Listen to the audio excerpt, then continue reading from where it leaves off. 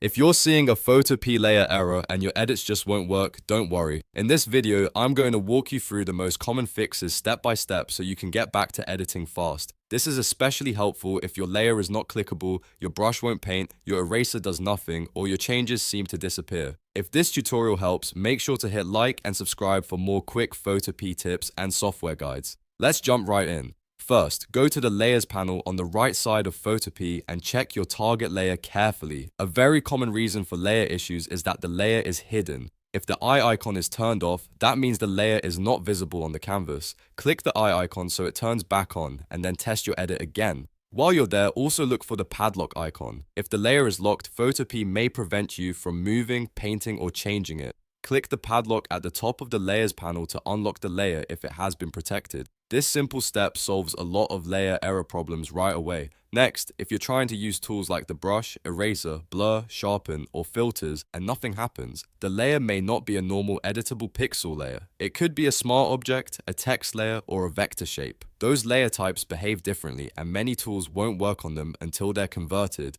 To fix that, right-click the layer name in the Layers panel and choose Rasterize. Rasterizing converts the layer into editable pixels, which means you can then paint, erase, and apply effects normally. Just remember, once a layer is rasterized, it becomes pixel-based, so you should only do this when you're sure you no longer need the original editable type. Now let's talk about a problem that catches a lot of people off guard. Active selections. Sometimes Photopea has an invisible or tiny selection still active on the canvas, and that can stop you from editing outside the selected area. If your edits seem to be missing or only appearing in a strange spot, clear the selection. On Mac, press Command+D. On Windows, press Ctrl+D. This will deselect everything and remove any active selection box. After that, try your tool again and see if the problem is gone.